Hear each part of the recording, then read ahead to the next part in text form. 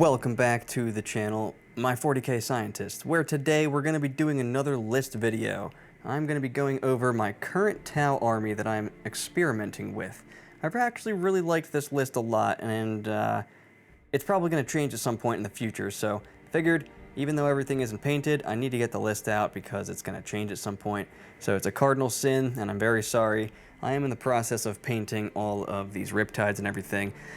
Most of this army was fully painted at the beginning of the edition. I actually finished it right around then, but the army that I used, which is mostly put away right now, is no longer useful. So Riptides, when they were first introduced in the edition, I was just like, give me a break. These things are awful, dude. They have a strength 7 gun, or like a strength 8 gun that goes to strength 9, something terrible for a Riptide. It was nuts. Tau had some really wonky stuff going on in the beginning, and the army that was painted wasn't any of this stuff. So we're going to be doing a list anyway. If you guys like these videos, thunderhammer that like button, subscribe, check out our other videos, leave a comment, do all the YouTube things, Nurgle's bell icon, you can't forget that one. Make sure to smash that with your thunderhammer as well, or maybe shoot it with your railgun, because railguns are a lot stronger than thunderhammers.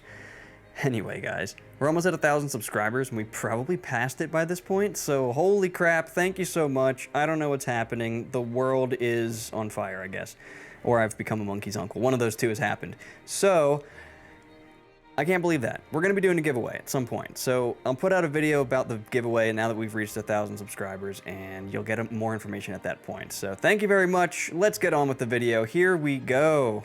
So, this is going to be my current Mont'ka Tau detachment at 2,000 points. So this is what we got going on here. We start off with the Pathfinders. They're not all painted the same color, but they will be at some point. These are actually my old ones, these dark orange ones. They're just hideous. The whole scheme just, oh my god, I can't even believe I tried to make that work. So we have a unit of 10 Pathfinders, and these are really good because these are like scouts from Space Marines. They can scout and they have infiltrators, and so it's a 10-man unit of them. It can just take up a bunch of space, and it can just block people off turn 1, can get me some secondary points turn 1.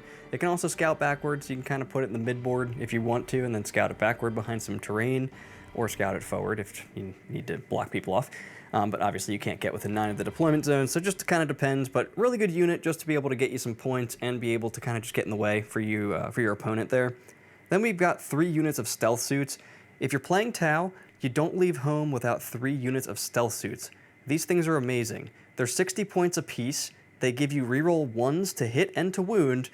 They're pretty fast. They move 8 in their infantry, so they can move right through walls. They don't really need to be able to shoot, but they have a marker light if you take the drone, the marker drone on on this guy here, the Melt-A-Gun guy, which can also be the sergeant for some reason. So yeah, the Melt-A-Gun sergeant that can fall back and shoot can also advance and get you a marker light. These things are great. They're basically a Space Marine profile with stealth. So for 60 points, for 20 points a model, for 2 wounds T4, stealth, being able to make your army do cool things, +1 to hit, and then reroll 1s to hit and wound. Yeah, you definitely take those. They also have infiltrators. So we got 3 more units of infiltrators if I really need it. So that's really nice for certain deployments where I can just put them behind a wall. Like if we're doing search and destroy, you start there, I start here. We can just start our stuff up behind the ruins over here, or somewhere over here. So it's pretty nice to have infiltrators. You guys should start doing that if you haven't already. We have Shadow Sun. Shadow Sun, I'm not sure if she belongs in the list. Let me know down below what you guys think of Shadow Sun in this list. So make sure you listen to the whole list before you tell me. But yeah, Shadow Sun's great. I mean, she's 100 points. She's a lone op. She's -1 to hit. I think she's also -1 to wound in shooting, but not in combat. She's got the 2 fusion things that are strength 10 at 18 inches. She's just awesome. She can spot for you. She won't give you anything extra like these guys will, but she can spot for you as a lone op, which is very nice to have. We give those things thumbs ups. So Shadow Sun's in the list. She also gives, of course, the aura of reroll 1s to hit. So everything around her is actually rerolling 1s to hit, which is why we've got all this other cool stuff that we'll get to in just a second here. We've got a lot of cool stuff in this army. Tau are cool. They're just... Combat's really important in 10th edition, and Tau don't have any of it besides the Kroot Rampagers, and you can't force me to take Kroot Rampagers. I'm sorry, you just can't do it. So we've got Shadow Sun in there as well, and she is the old model, as you can see. She looks pretty dopey. She is made of fine cast. So yeah, Shadow Sun's great. just having a lone op that can sit around, you know, do objectives kind of over here that are kind of this way, or just be able to be in the middle and be able to shoot stuff with her and guide stuff. Very nice to have those lone ops, and she's pretty durable. So she is pretty nice to have. We then have Froud. I like Froud a lot. I don't think I included Froud in my Tau Tactica, which is kind of old at this point. I made that kind of at the beginning of the edition. I actually made a lot of those videos at the beginning of the edition and didn't release them until I kind of got my channel established. So some of them were out of date by the time I released them, which is funny. So we got the Froud. The Froud are awesome. They have sticky objectives. They're 75 points. I don't like how many points these guys are, but you're paying for sticky objectives, basically. And they also have Scout, I think. I'm actually going to have to double check that. I'm almost positive these things have Scout. So either way, the sticky objectives is all I care about, and something that just is in my backfield. Something that can take up a lot of space over here and just, you know, up to here and there. Have a couple lone ops back here. Boom, your backfield's secure. So that is going to take us to the next guy here, which is a... what's the word? Converted. He is a converted marksman. His drones are invisible because they have stealth. So they're there, you just can't see them. So he's got those 3 drones with him that are just tokens, but that's a marksman. So it's a lone op that also allows me to guide stuff, and he's got like a thingy that can shoot characters. He's really bad. He takes an upgrade, a relic that I actually don't remember the name of. I'll put it on screen now, but he takes an upgrade that allows...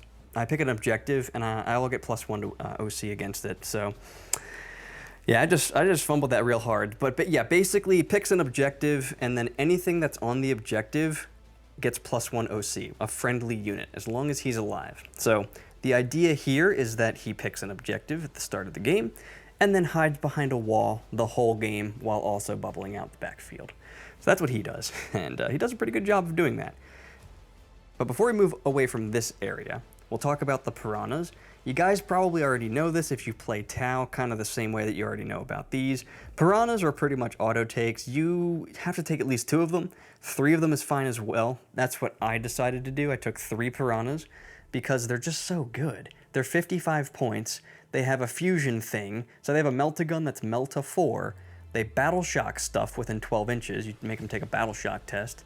They've got these little guns on the side, and then they've got 2 Seeker missiles. It's 7 wounds at toughness 7. It's only a 4-up save, but still, it's like, and it scouts like 9 inches. So, busted unit, basically.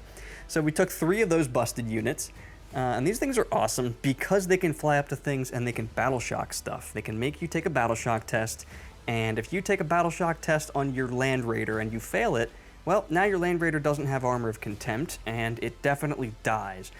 Or whatever the case may be in that turn, you can fly 3 of these things up to something important that's on an objective and just force it to take 3 battle shock tests. And at that point, they're pretty likely to fail one, especially if their leadership is 7. You're almost guaranteed to fail one at that point. So, pretty nice units to have, for sure. They are just great, and I'll get back to them in just a moment. But we'll go on here to Farsight. This is also the old Finecast Farsight. He is... obviously in the old paint scheme, because these are not actually finished. There's no detail work on them. I basically painted this army a long time ago to go to Nova, and got my ass kicked that year. So, yeah. But this actually kind of came out pretty cool. He is very old, but none of this is airbrushed, and it looks like shit. So, yeah, airbrush it like these. I need to paint his gun and stuff. Whoa. I need to paint his gun. I need to paint all the guns. I need to paint a whole bunch of stuff. But we got Farsight, and we also got 3 sunforge battlesuits. So it's a Melta unit. Farsight gives them +1 to wound if they're with a 9. They reroll wounds, and they reroll damage against vehicles and monsters, I think. Maybe it says against everything, but I'm pretty sure it's against monsters and vehicles only. Applies to him as well, and I think it also applies in combat, which is relevant on his sword, strength 10, AP 2, damage 3. So pretty good, and this unit's really nice because Farsight gives you free strats, you know, because they change it every 3 months. So now it's free strats, or -1 strat, or your CP. So in this detachment, we have access to auto advance 6, pick an enemy unit that destroyed one of our units and get game-lasting reroll hits against it, which is pretty good when your whole army has lethal hits. It's pretty nuts. So you kill one of these stupid piranha, and I'm like, oh, my whole army rerolls hits against your land raider or your whatever your thing is that killed this. So that's pretty sweet. But the one that's really good from this detachment on this unit specifically is -1 damage, because the sunforge battle suits are the ones that have the 4-up invuln. He's also got the 4-up invuln, but when you put that strat on them, it's 2 CP. It should not be 2 CP, but it is. So you put it on them and it only costs you 1 CP, and that actually makes it affordable and makes this unit pretty damn durable. I mean, each one of them is going to have 5 or more wounds, except for 1. Because of Bring It Down, I think you want to keep this as a 14 wound unit, right? 5, 10, 14. Yeah, I'm pretty sure that's how that works. So this unit becomes just hard to kill when each guy's got 5 wounds, basically, and then -1 damage with a 4-up invuln. Oh yes, very hard to kill for sure. Not impossible by any means, but they're not even that expensive. He's 100 points, 105. They're 150. So you're paying 255 points for this unit. You get rapid ingresses for free because of these guys. That's one of their abilities. It moves up the next turn, blows something away. If it gets any shots back at it, you might kill a suit or something, but you won't kill the whole unit most likely if I'm putting -1 damage on it, unless you have the means to, and I put them in the wrong place. But if you didn't do that, they should live. That's about half the army. 3 piranhas, the pathfinders, the units of stealth suits, Shadow Sun, the marksman, and the Kroot. We then have one lone character over here. This one lone character is our Ethereal, and the Ethereal does have the ability to scout units. So what he does is he kind of just puts himself in the middle of the army, scouts like 2 Riptides, 2 Hammerheads, 2 something, could even be this unit if you need to keep them on the table. It's very unlikely, but it's a possibility. But yeah, he scouts 2 of my units, and then he flies 10 inches behind a wall, and he just sits there for the rest of the game, tries to get me a CP on a 4-up. He's a little bit cheaper than taking one of these guys. He does not have a lone op, though, so if my opponent does have indirect fire, you know, they're probably going to shoot at him there. He does have 5 wounds, though, and in cover, he's okay. So maybe he doesn't die immediately, but he's nice to have because he can maybe give me CP, and the main thing that he does is he scouts 2 of my units up, and he helps my backfield stay a little bit safer, because he's pretty cheap for what he does. And you want to have backfield stuff. Now the meat and potatoes. The meat and potatoes are the 3 Hammerheads and the 3 Riptides. I don't have the ion cannons built, I don't think. I don't know where the hell my ion cannons are. These things have always had railguns on them. They're somewhere in this box full of bits, and it's literally filled to the top with bits. I do have 3 ion cannons, but you can bet your fucking ass I'm not pulling those things out and painting them. So we got 3 ion cannon Hammerheads, because with lethal hits and assault, and rerolls potentially, because you killed a piranha or a squad of infiltrating dudes that I meant to be in your way. Yeah, so I can just reroll all my hits with lethal hits. They get +1 to hit against monsters and vehicles. Shadow Sun can also give them reroll 1s if she's nearby, and they just put out for 140 points. They shoot across the table and they just blow stuff up. I mean, they're AP2. They're probably going to be ignoring cover. 3 damage with blast. They're just good. They're just good. I wouldn't normally run the ion cannons, but because they get lethal hits, I just think that Tau need a little bit more oomph, especially with some of the armies that we're seeing, like from Derek, who just won, oh, what was that event? It's escaping me in this moment, but my buddy from 40K Dirtbags literally just won like one of the biggest tournaments in the country. So he may, do well at Nova as well. So go check him out. I'll try to remember to leave a link in the video description there. 40K Dirtbags. He's got an army of cultists that this army definitely can't handle. But that was kind of a thought when I was putting these in the list, was like, how do I deal with horde stuff?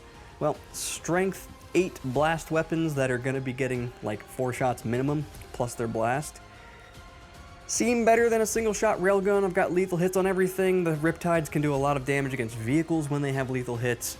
I understand the reliability here of having the railgun, but I just don't think you need it. They have 2 seeker missiles as well. So when they do just launch everything at something, it does a good amount of damage, and they do damage for the whole game. So I just like them better. I think they're better against more targets. The railguns in any other build, I like the railguns more, although I may not put them in a different build, but because they gain assault and lethal hits, you bet your ass I'm taking them, okay? So I'm getting way too excited about this. It's been so long. I wanted to make this for a while, and these lists have changed, and I've been trying to get the models painted, to get everything ready, and I'm just like, Fuck, I haven't been able to make this list video. The last thing that we got, though, are the 3 Riptides. These things, they've grown on me so much since the book came out, since just how in general, like, dropped in 10th edition. These things have grown on me a lot, because at first I was using the Ghost Keels, and I really liked the Ghost Keels, but there's the table being so small. Again, remember, I played very little 9th edition, so the table being small is still something I'm kind of getting used to a point-ish. I played like 5-10 games of... No, I played more than that because I played in the beginning. I'm rambling at this point, but basically, the Ghost Keels, you gotta move things up, and Tau don't like when stuff pressures them and just kills them in combat, and Ghost Keels don't last long enough in combat because they don't have a 4-up invuln. They can blank stuff, but they're only toughness 8, like Power Fist wound them on 4s. They're just not durable enough because a bunch of like strength or damage 3 hits, it's just like, all right, they're dead. Or a bunch of damage 2 hits, it's like, all right, they're dead. So I took the Riptides instead because I just think that they're better now. They are a little bit pricey at 180 points, but they shoot well the entire game as long as they're alive because they can ignore any and all modifiers, and they can fall back and shoot. Being able to fall back and shoot is especially good because they can just get locked in combat. They can nuisance charge something, or they can get locked in combat themselves and just be like, nope, flying away over here, and I'm going to shoot you guys back. Yeah, this guy's gun isn't magnetized at the moment. So much work to do on this army. I've got a lot of stuff, guys.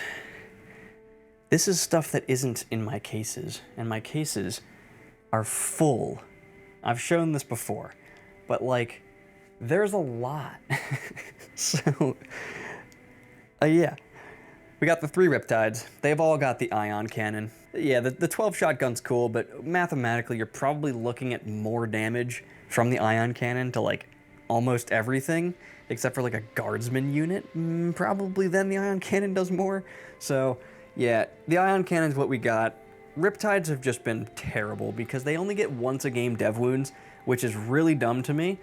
Just give them the same ability that the Forge Fiend has and just let them get dev wounds, and then they also have hazardous or something, or they like fail their hazardous on a 1 or a 2. I don't fucking know.